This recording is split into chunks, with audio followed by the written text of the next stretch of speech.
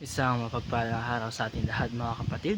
Ako muli si Adrian Bernales ng Dash Today at ito ang aking daily devotion. At ngayong araw ay pag-uusapan natin ay desperate situations or si Jacob. At ang ating Bible verse ay mula sa Genesis chapter 32.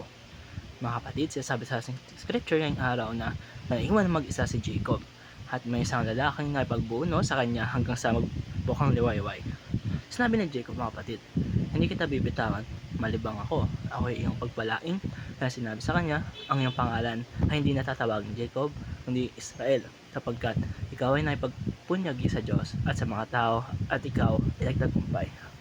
Ayon ito mga kapatid sa Genesis chapter 32, verse 24, 26, 28. Mga kapatid, sa ating scripture ngayong araw, matatagpuan natin si Jacob sa isa sa pinakamaddelikado at desperadong yugto ng kanyang buhay.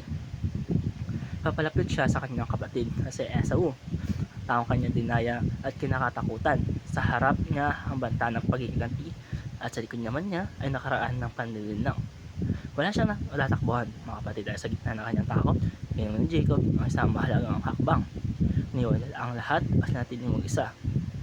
Minsan mga kapatid, ang desperadong sitwasyon naglalagay sa atin sa puntong wala tayong maasahan kundi ang Diyos.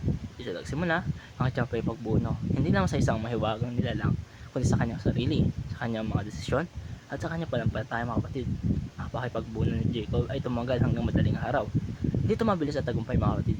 Napakita nito na ang mga tunay na pagbabago ay hindi madali. Nasugatan si Jacob, napilayan siya, at bilang tanda ng pakipagtagpo sa Diyos ay maaaring magbago, hindi lamang ng direksyon, kundi ng lakad ng ating buhay.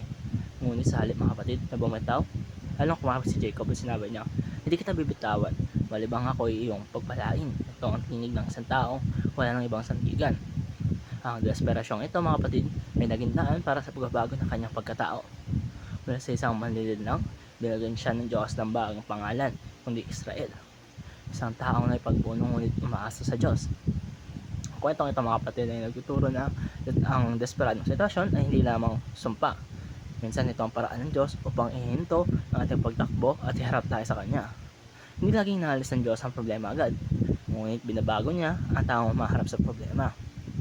Kaya mga kapatid, pag wala na tayong kontrol at pakiramdam natin ay talo na tayo o wala na tayong kakayahan sa ating sitwasyon, ang gagawin lamang natin ay tumakbo o kumapit sa Diyos. Dahil ang kwento ni Jacob ay paalaala na sa gitna ng desperasyon, maaaring naghihintay ang Diyos ng isang mas malalim na tagpo na magbabago sa ating buhay. Kung kaya mga kapatid, napakahalaga na malaman natin na sa desperadong sitwasyon ay kumapit lamang tayo sa ating Panginoon at huwag tayo magtatagumpay. Dito ang tatapos sa aking daily devotion. Maraming salamat sa panonood.